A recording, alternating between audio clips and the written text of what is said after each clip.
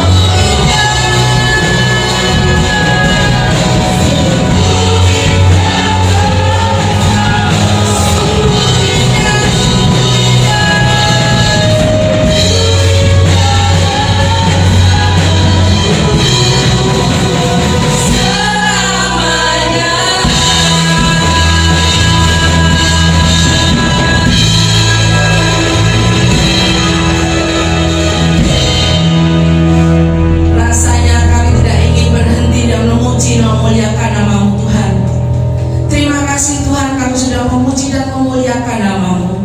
Kami tabiskan ibadah pada pagi hari ini dari awal pertengahan hingga akhirnya nanti hanya ke dalam tangan-Mu Tuhan, hanya di dalam satu nama yang ajaib, yaitu hanya di dalam nama Tuhan Yesus Kristus. Yang percaya katakan amin. Silakan duduk Bapak Ibu Saudara.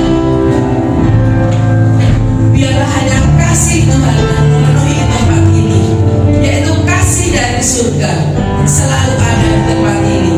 Katakan kasih dari surga memenuhi tempat ini. Haleluya. Kasih dari surga memenuhi tempat ini. Kasih dari Bapa surgawi. Kasih dari Yesus mengalir di hatiku, membuat damai hidupku. Kasih dari surga, kasih dari surga memenuhi tempat ini. Kasih dari Bapa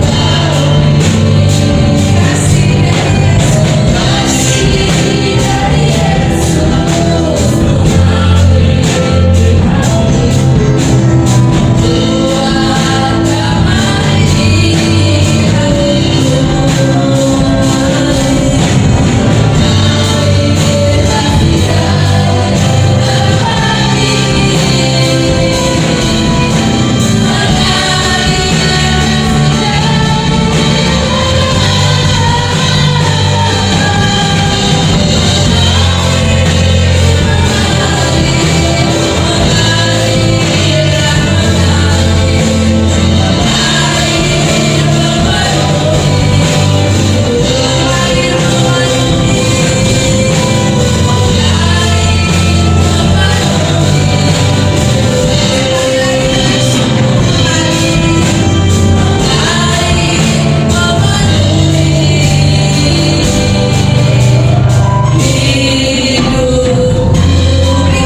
Kasih dari Yesus mengalir di hatiku, membuat damai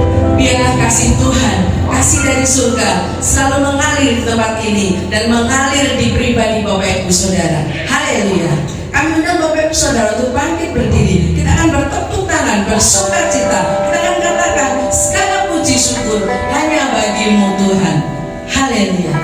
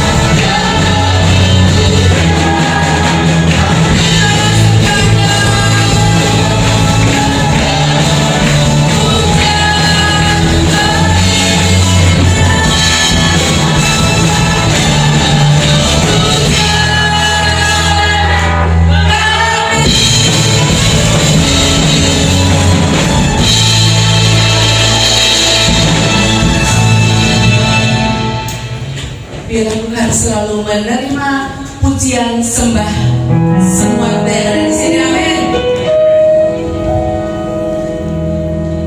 Saatnya kita akan mendengarkan sebagian dari firman Tuhan. Biarlah firman Tuhan tidak berlalu dengan sia-sia. Kita siapkan hati kita untuk menerima taburan firman-Nya. Satu hal telah kuminta kepada Tuhan, itulah yang kuingini. Haleluya.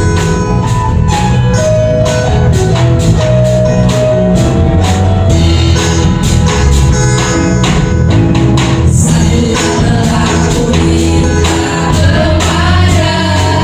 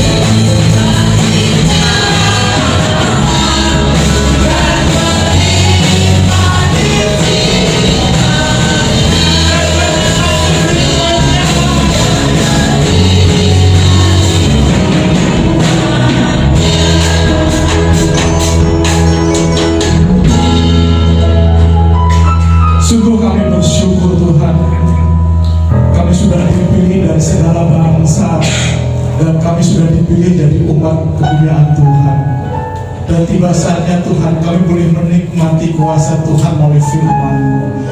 Dan kami bersyukur Tuhan Bapa kita kami boleh menikmati firman-Mu Tuhan Tuhan. Kami bersyukur Tuhan percayakan perkataan-Mu bagi setiap kami di pagi ini Tuhan. Dan kami percaya Tuhan setiap perkataan-Mu Tuhan akan membangun kami, akan meneguhkan kami, akan menegur kami, akan menyatakan kesalahan bagi setiap kami Tuhan. Saatnya kami duduk diam Tuhan. Kami bersyukur untuk setiap urapan-Mu Tuhan. Kami bersyukur untuk setiap pengudusan-Mu Tuhan. Kami bersyukur untuk penyertaan Roh Kudus atas kami. Berfirmanlah kepada kami Tuhan. Kami persembahkan hati kami untuk kemuliaan nama-Mu. Di dalam nama Tuhan Yesus yang siap dengan firman Tuhan, sama-sama kita katakan amin. Bapak Ibu yang dikasihi Tuhan, di pujian sebelum pujian firman,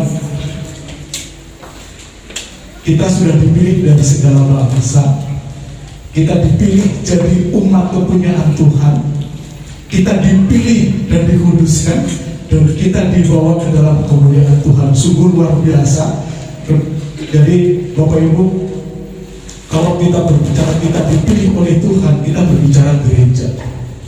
Karena gereja bukan sekedar kita datang, bukan sekedar kita menyerahkan diri, tetapi gereja adalah pemilihan dari Tuhan. Mari kita buktikan. Yuk kita sama-sama membaca dari kitab Kejadian 12 ayat 1 sampai dengan 3. Kejadian 12 ayat 1 sampai dengan 3. Berfirmanlah Tuhan kepada Abram, pergilah,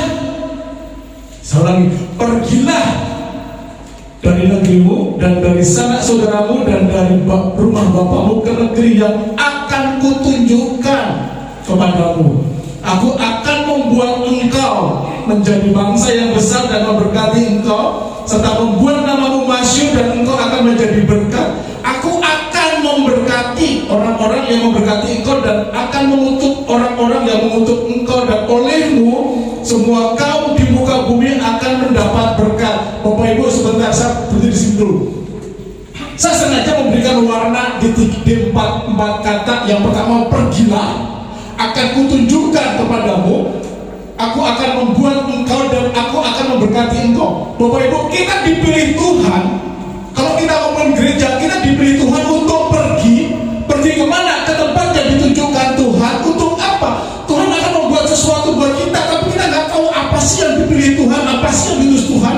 Dan Tuhan akan memberkati kita kalau kita taat pergi dan ke tempat yang ditunjukkan Tuhan.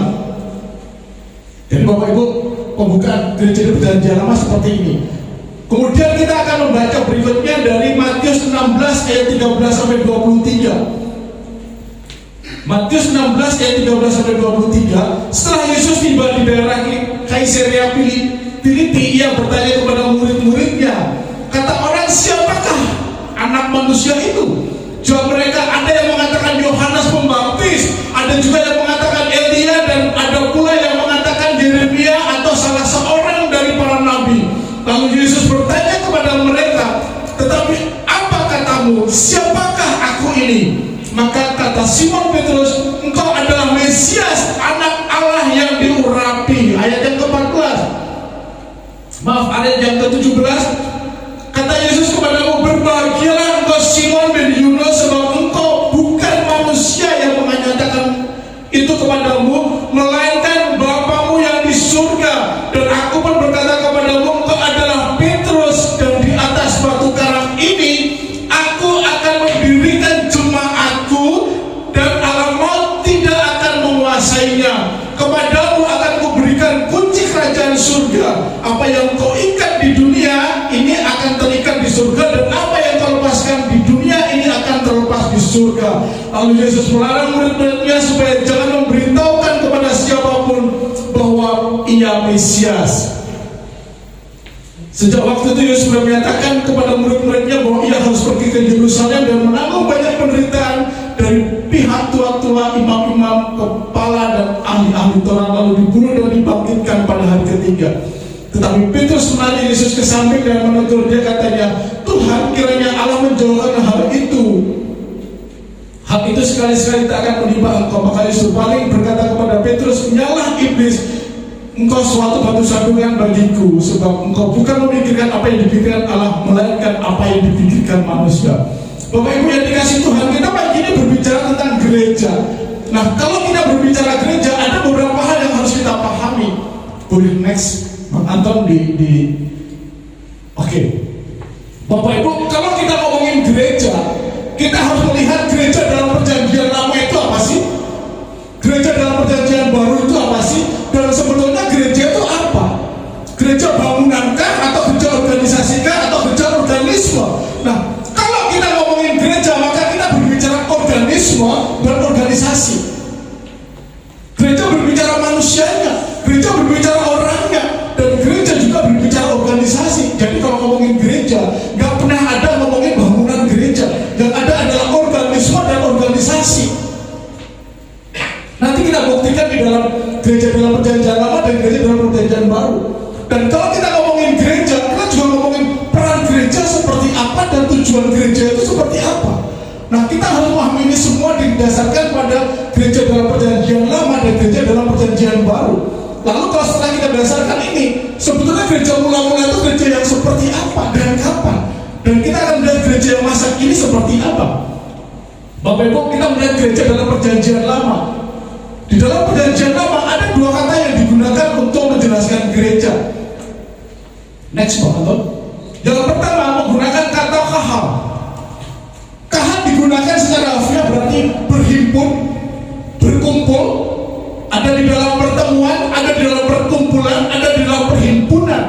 Dan kata kahal ini berasal dari kata hal yang artinya memanggil. Siapa yang dipanggil? Yang dipanggil adalah pribadi yang pasif. Yang aktif adalah yang memanggil. Jadi Bapak Ibu, kalau kita ngomongin gereja, kita berbicara pribadi yang dipanggil. Siapa yang memanggil? Pribadi yang aktif. Siapa yang aktif? Yang aktif adalah Allah. Jadi kalau kita ngomongin gereja, bukan kita menyerahkan diri untuk percaya kepada Tuhan, tetapi kita dipanggil Tuhan untuk percaya kepada Allah. Jadi kata hal ini berbicara kita dipanggil oleh Allah.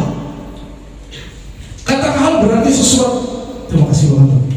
Kalau kita berbicara kahal, adalah sekelompok orang yang dipanggil untuk berkumpul dengan maksud tertentu dan kegiatan tertentu.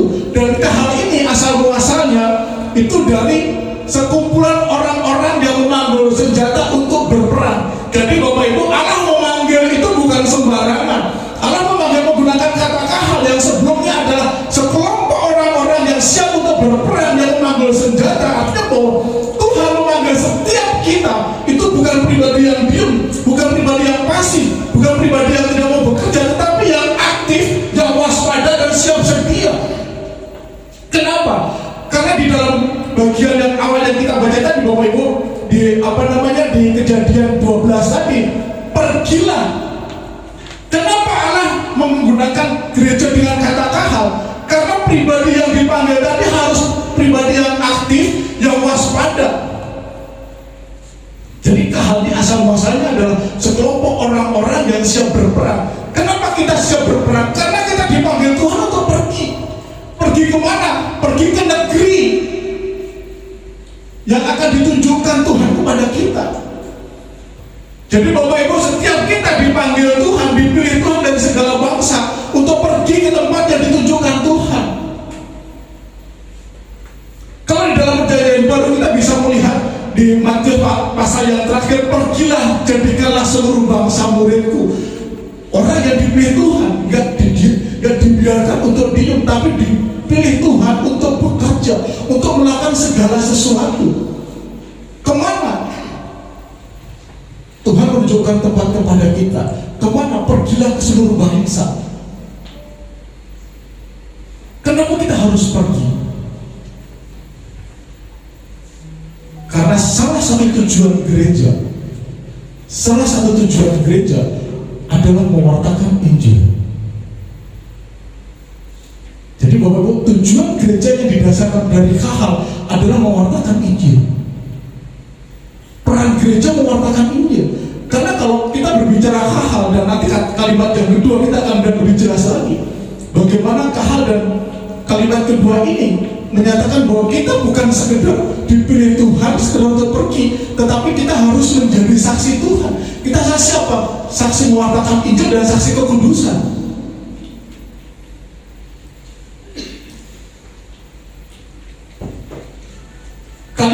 Kata yang kedua yang dipakai di dalam kata gereja yang kedua adalah kata edah. Edah adalah atau memiliki makna memilih dipilih, yang dikhususkan atau dipisahkan untuk kepentingan tertentu, biasanya untuk kegiatan-kegiatan suci. Bapak Ibu, gereja adalah orang-orang yang dipilih oleh Tuhan, yang dikhususkan, yang dipisahkan untuk melakukan kegiatan-kegiatan tertentu, yaitu kegiatan-kegiatan kudus. Jadi Bapak Ibu, kita dipilih Tuhan menjadi gereja Tuhan sebagai organisme, sebagai orang-orang pribadi yang dipilih Tuhan untuk melakukan kegiatan tertentu, kepentingan-kepentingan tertentu, yaitu kegiatan-kegiatan yang suci di tempat suci, biasanya dilakukan di kemah-kemah suci. Jadi Bapak Ibu, kalau kita dipilih Tuhan sebagai gereja, itu bukan sekedar kita dipilih untuk diselamatkan toh, tetapi kita juga harus melakukan kegiatan-kegiatan suci karena kita sudah dipilih dan dikhususkan oleh Allah. Jadi Bapak-Ibu, Eda adalah sekelompok orang yang sudah dipilih berdasarkan perjanjian yang merujuk kepada pertemuan-pertemuan di kemah suci atau di tempat suci. Nah, kalau kita melihat di sini dari kata hal dan eda, maka gereja menunjuk kepada perkumpulan umat yang dipanggil dan Allah sendiri yang memanggil, dan kumpulan orang-orang tadi atau bangsa-bangsa tadi yang dipilih Allah tadi menjadi umat kepunyaan Allah.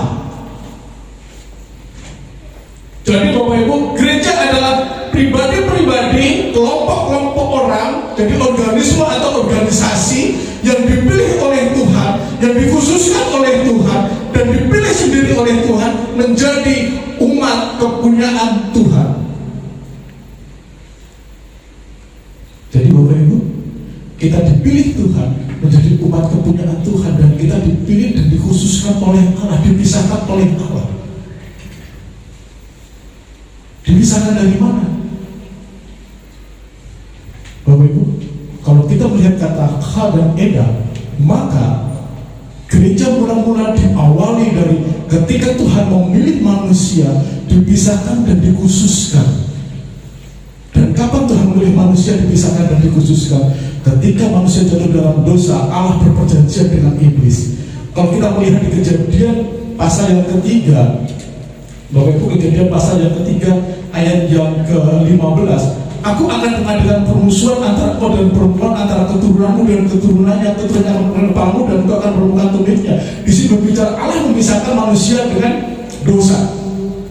Kita dikhususkan oleh Allah, kita dipilih oleh Allah. Untuk apa? Setiap kita dipilih oleh Allah, dipisahkan oleh Allah untuk menjadi objek. Objek apa? Objek karya Allah. Jadi gereja dipilih oleh Allah menjadi umat kepunyaan Allah untuk melakukan kegiatan kudus karena kita menjadi objek dari karya Allah, yaitu karya keselamatan. Dimulai dari mana? Ketika manusia jatuh dalam dosa, Allah memanggil Abraham. Allah memanggil Adam. Adam, di manakah engkau? Jadi kalau kita merujuk kepada hal, merujuk kepada eda, maka gereja diawali dari ketika Allah memilih Adam, dipisahkan. Untuk apa? Untuk menjadi objek karya keselamatan dari Allah. Kita dipilih oleh Allah, kita dipisahkan dari Allah, dari dunia sebagai objek dari karya Allah, yaitu karya keselamatan.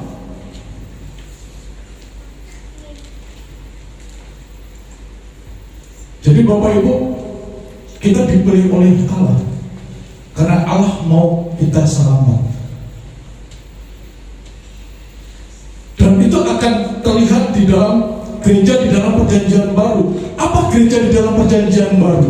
Gereja di dalam perjanjian baru menggunakan kata eklesia dari kata eskaleo, yang artinya dibawa keluar, dipanggil untuk keluar.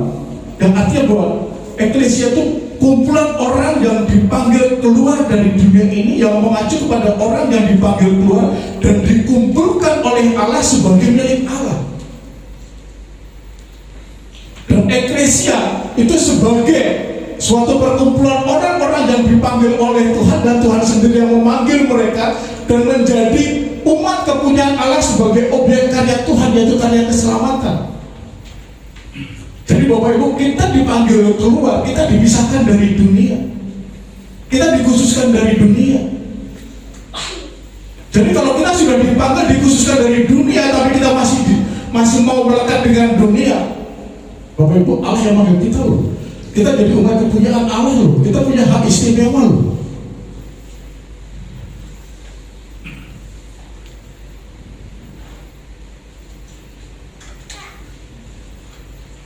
Jadi Bapak Ibu, kalau kita sudah dipanggil oleh Allah sebagai objek dari karya keselamatan, dari karya Allah, dari pekerjaan Allah, lalu apa ciri-ciri dari Jumat mula-mula atau gereja mula-mula?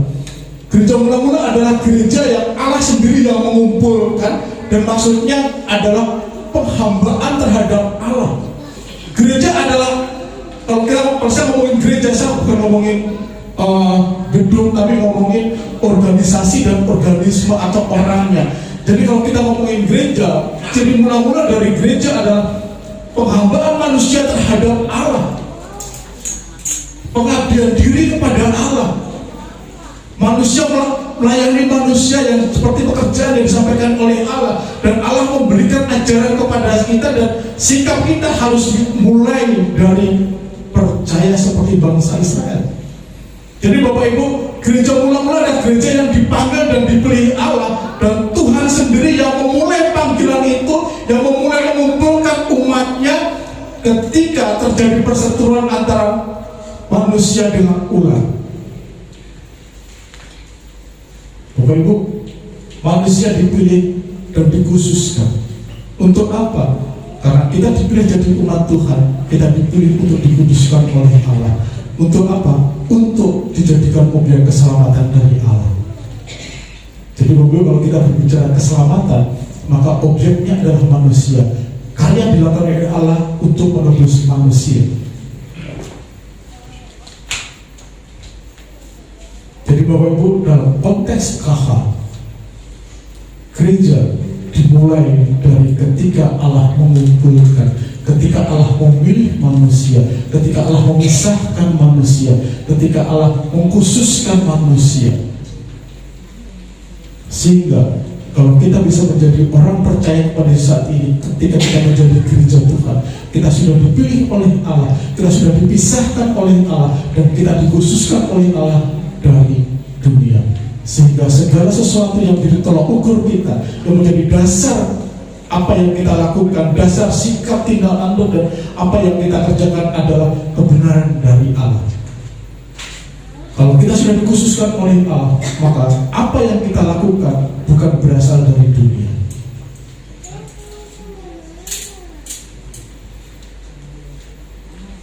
Lalu bagaimana dengan gereja masa kini?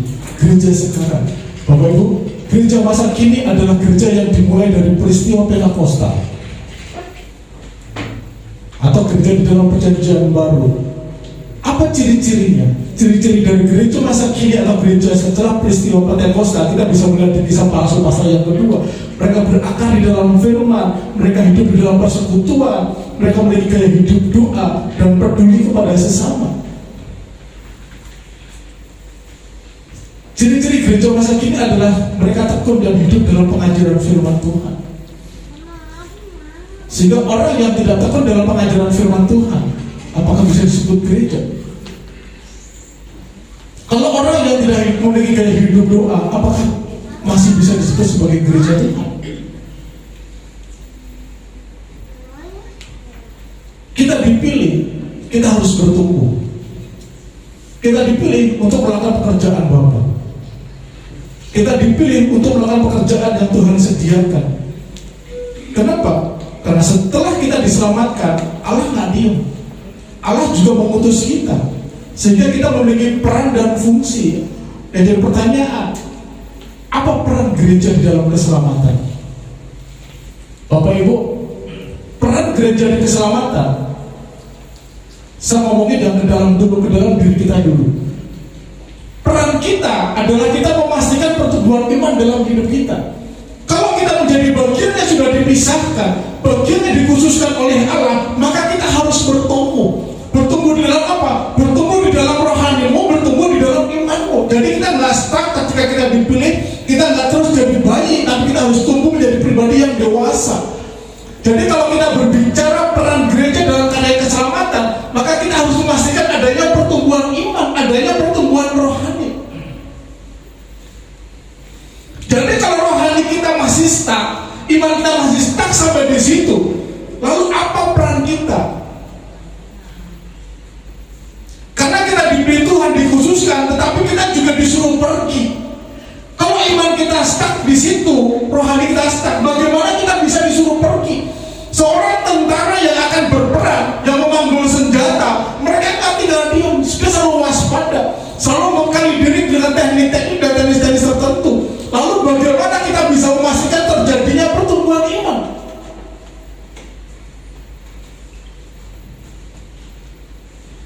Peran kita adalah kita hidup kudus, hidup sempurna. Kenapa? Karena kita ditugaskan Tuhan untuk kita pergi keluar. Salah satu ciri gereja, peran gereja, kita harus menuju keserupaan dengan Kristus. Jadi Bapak Ibu, kita harus memiliki pertumbuhan iman yang benar, hidup sempurna di dalam kekudusan untuk menuju keserupaan kita di dalam Kristus.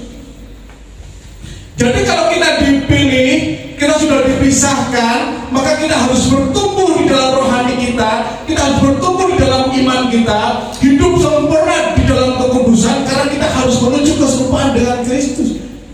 Karena ketika kita percaya kepada Kristus, kita bukan adalah aku lagi, tapi Kristus yang di dalam aku, Kristus yang di dalam kita.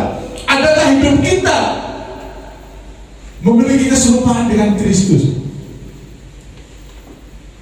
Kenapa ini menjadi sesuatu yang penting? Karena kita diberi tugas kepada Tuhan untuk melaksanakan tugas pewartaan Injil. Jadi Bapak Ibu, sebelum Tuhan membentuk kita, sebelum aku membentuk engkau dalam rahim ibumu, aku telah mengenal engkau, dan sebelum engkau keluar dari kandungannya, aku telah menguduskan engkau, aku telah menetapkan engkau menjadi nabi atas bangsa-bangsa. Jadi Bapak Ibu, sebelum kita dilahirkan, Tuhan sudah mengenal kita, Tuhan sudah memilih kita, Tuhan sudah memutus kita menjadi nabi bagi bangsa-bangsa. Untuk apa? Untuk mewartakan kabar baik. Jadi gereja disuruh pergi untuk apa? Untuk mewartakan kabar baik, untuk mewartakan Injil. Jadi kita dipilih, bukan dipilih toh, tetapi juga disuruh pergi. Kemana? Ke seluruh bangsa-bangsa.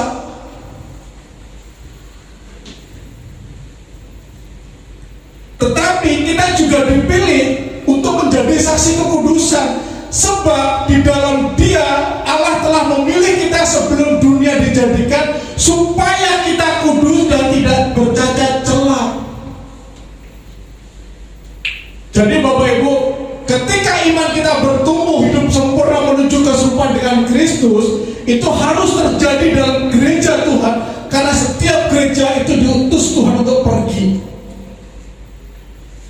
Jadi gereja Tuhan bukan gereja yang pasif. Gereja Tuhan bukan gereja yang duduk toh, tetapi gereja Tuhan adalah gereja yang harus aktif untuk apa? Untuk melaksanakan tugas pewartaan Injil, untuk melaksanakan atau menjadi saksi bagi kekudusan. Jadi pergilah ke negeri yang akan kutunjukkan. Untuk apa? Ini loh tugas Tuhan. Jadi ketika Tuhan memilih kita, Tuhan mengkhususkan kita, karena ada tugas ini. Kenapa harus dikhususkan? Karena ada tugas Tuhan untuk menjadi saksi kekudusan bagi setiap kita.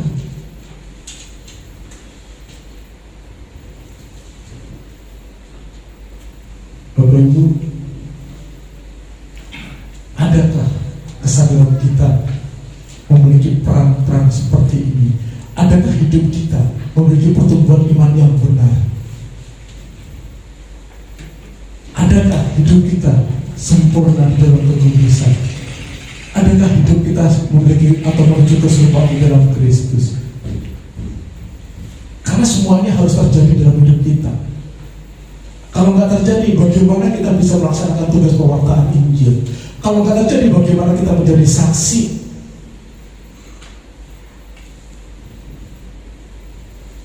Jadi Bapak Ibu, peran-peran ini merujuk kepada sebuah tujuan gereja. Kenapa? Karena tujuan gereja harus menjadi mercusuar. Hidup kita harus menjadi mercusuar yang mengarahkan orang-orang kepada Tuhan.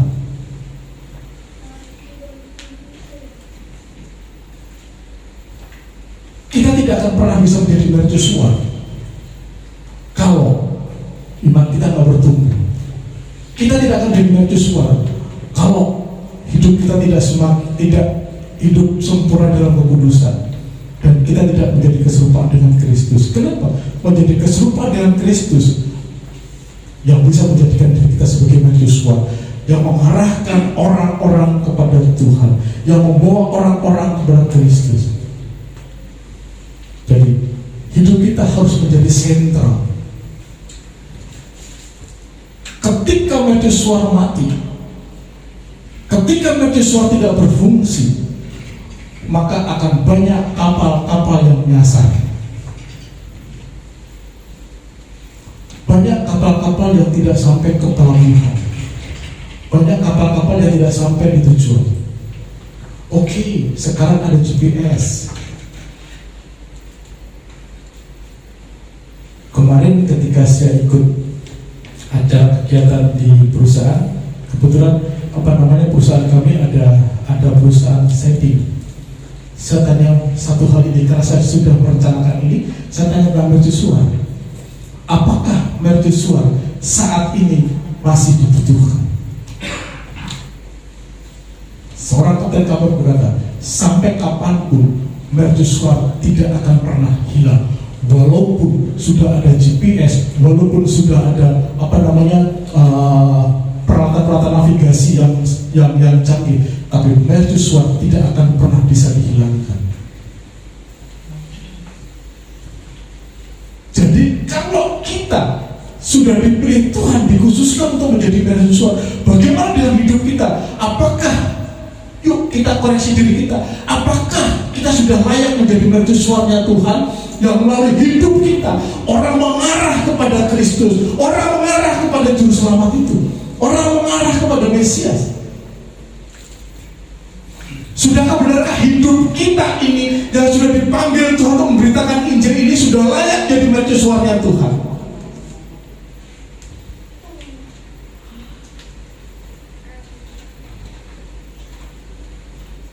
Kita koreksi diri kita.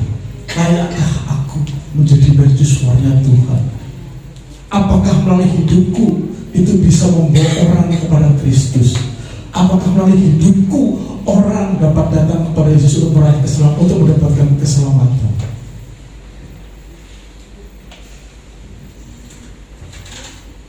Bapak Ibu, Tuhan memanggil orang-orang yang dipilih Tuhan. Tetapi ketika orang itu dipanggil, dia nggak tahu siapa yang memanggil. Terus gimana? Jangan sampai yang memanggil Tuhan dikira hantu. Itulah tugas kita mewartakan Injil, sehingga setiap orang boleh memahami siapa yang memanggil dia.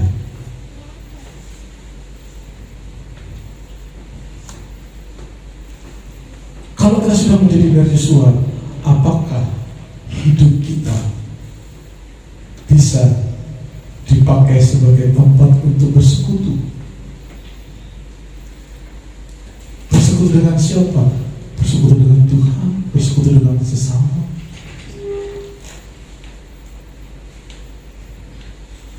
Apakah hidup kita sebagai sentralnya pewartaan Injil? Pertanyaan buat kita, layakkah kita disebut mercusuarnya Tuhan?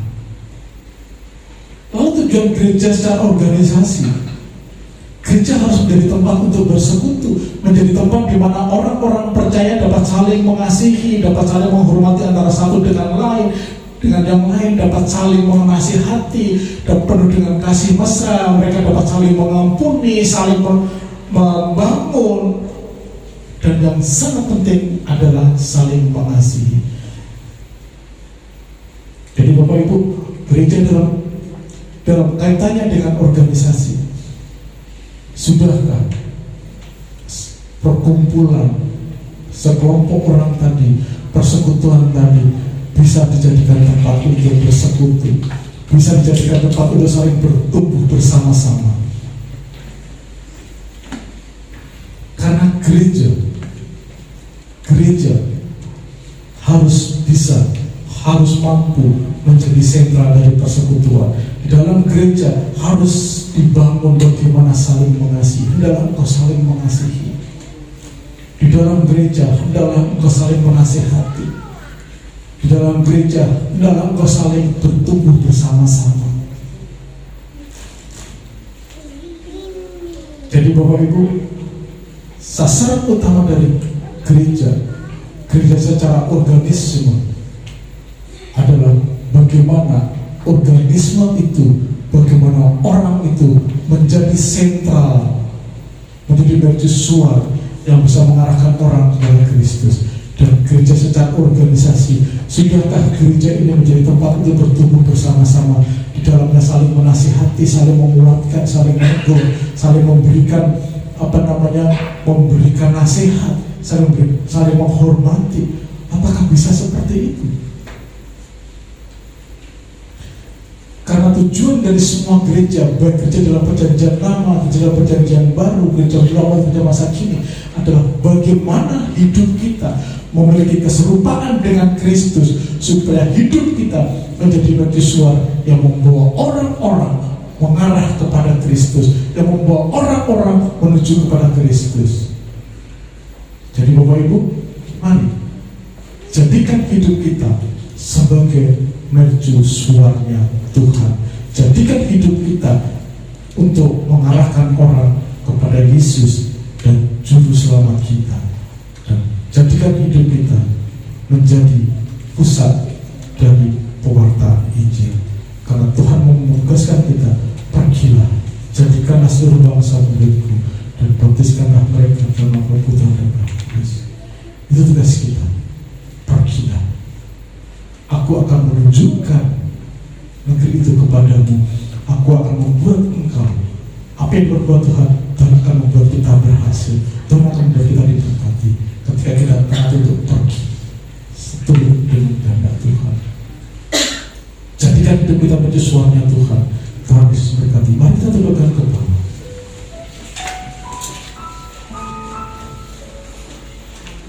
Kami bersyukur Tuhan untuk setiap hal yang Tuhan sudah kerjakan bagi kami.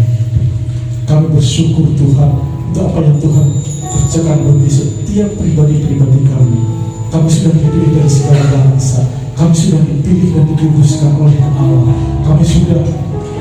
Allah sudah memilih kami sebelum dunia dibentuk. Allah sudah memanggil kami sebagai alat kerajaan-Mu. Oleh karena itu Tuhan, jadikan kami Tuhan, jadikan aku Tuhan, mercusuarnya Tuhan. Jadikan aku Tuhan, bait kudus-Mu Tuhan. Jadikan aku Tuhan, mesbah-Mu Tuhan, bagi keselamatan orang-orang di sekitar kami Tuhan. Kami rindu orang-orang diselamatkan bersama-sama dengan Yesus. Kami rindu Tuhan, setiap pribadi Tuhan menjadi objek dari karya keselamatan-Mu Tuhan, yaitu hidup kekal bersama Tuhan di surga. Karena kami percaya Tuhan, Kau sudah memilih kami sebelum kita dibentuk.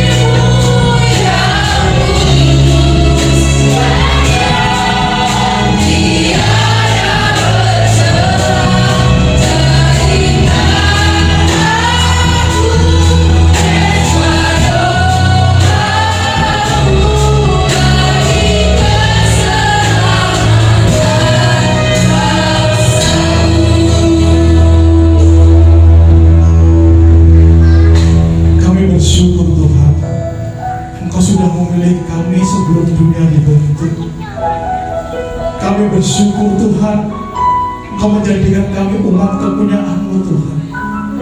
Kami bersyukur Tuhan, Kau menjadikan kami objek karya-Mu, yaitu keselamatan yang Tuhan nyatakan bagi setiap kami. Kami bersyukur dan memilih kami untuk memberikan tugas kepada kami, untuk kami pergi ke tempat, ke negeri yang Tuhan tunjukkan, untuk mewartakan Injil Kerajaan Surga, untuk menjadi saksi kekudusan. Mampukan kami Tuhan untuk memiliki iman yang bertumbuh, hidup sempurna di dalam kekudusan, menuju keserupaan dengan Kristus. Karena kami Tuhan, kami bersyukur Tuhan menjadikan kami mercusuar-Mu Tuhan, yang melalui keberadaan kami Tuhan boleh mengarahkan orang-orang untuk mengenal Yesus yang memanggil mereka. Ajar kami Tuhan untuk taat akan segala tugas-tugas-Mu. Kami bersyukur Tuhan untuk hal-hal yang Tuhan kerjakan bagi setiap kami. Kami bersyukur Kau sudah memilih kami. Kau telah memilihku sebelum dunia dibentuk.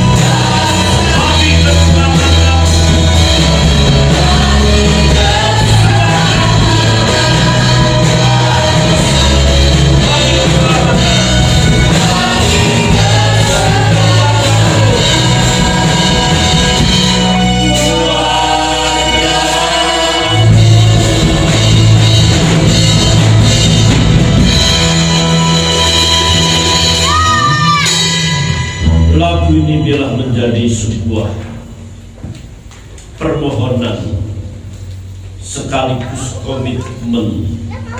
Jadikan kami rumah doa-Mu, sehingga kami boleh menjadi mercusuar, menjadi terang yang dapat dilihat orang-orang di sekitar kami. Dengan demikian kami memberitakan kebenaran firman-Mu, menyatakan hidup Kristus dalam hidup kami, sempurna seperti Bapa dan serupa dengan Kristus. Berkati hamba-Mu Bapak Yohanes dulu yang sudah menyampaikan firman-Mu, yang bila firman-Mu termeterai dalam hidup kami, dan kami percaya betul Bapak Lulu bersama istri dan keluarga dalam genggaman Tuhan, keluarga yang menjadi milik Allah. Pergumulan, kesulitan, masalah, kami tahu Tuhan memberikan jalan keluar. Doa-doanya buat putra putrinya didengar Tuhan, usahanya dibuatnya berhasil. Bapak terima kasih, hamba mengangkat tangan bagi jemaat Tuhan yang hadir saat ini. Hamba tidak mengerti kesulitan masalah yang mereka hadapi, namun kami percaya Tuhan sanggup mempermudah dalam setiap urusan mereka dan memberikan jalan keluar. atas masalah yang mereka hadapi. Tuhan juga memberikan kekuatan untuk menghadapi setiap masalah, sehingga dia boleh kuat di dalam proses iman mereka untuk semakin memahami siapa Allah yang mereka sembah. Tuhan memberkati setiap mata pencarian umatku, sehingga kehidupan perekonomian semakin hari semakin membaik, diberkati untuk menjadi berkat, khususnya untuk pelayanan di tempat ini. Bapak, terima kasih. Kami berdoa bagi mereka yang belum bekerja, Tuhan akan memberikan pekerjaan. Bagi yang sudah bekerja, sungguh bila kami bekerja dengan didasari takut akan Tuhan. Bapak, terima kasih. Jemaat Tuhan yang sakit, kami berdoa bersama di dalam nama Tuhan Yesus Kristus. Kesembuhan boleh terjadi, sekalipun harus melalui obat-obatan, melalui tangan dokter. Kesehatan semakin Tuhan sempurnakan.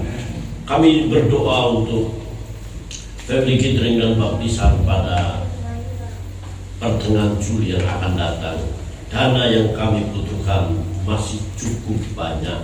Tuhan, kami percaya Tuhan akan mencukupi melalui berkat-berkat yang Tuhan berikan buat jemaat-Mu, sehingga kami tidak perlu mencari proposal dan membuat proposal. Kami mampu karena kami diberkati untuk menjadi berkat. Bapak, terima kasih. Terpujilah nama-Mu, berkati negeri ini dengan keamanan dan ketentraman. Di bawah pemerintahan Bapak Insinyur Joko Widodo sebagai presiden kami, biarlah hikmat marifat ada beliau, sehingga sungguh beliau boleh memimpin negara ini semakin menuju dalam kesejahteraan yang nyata, sebab itu berdampak dalam kehidupan dan ibadah kami. Bapak, terima kasih. Sebentar Tuhan mengantar kami pulang sampai ke rumah dengan selamat, dengan penuh sukacita.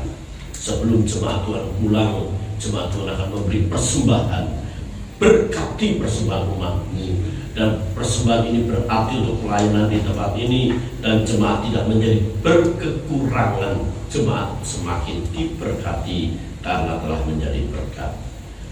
Saudara yang dikasihi Tuhan Yesus Kristus, arahkan mata hatimu dan terimalah berkat Tuhan, yaitu berkat damai sejahtera dari Allah Bapa, kasih setia dari Yesus Kristus Tuhan, dan persekutuan Roh Kudus menyertai saudara pagi hari ini sampai Maranatha. Yesus akan menjemput kita sekalian. Di dalam nama Tuhan Yesus Kristus kami berdoa. Haleluya, haleluya.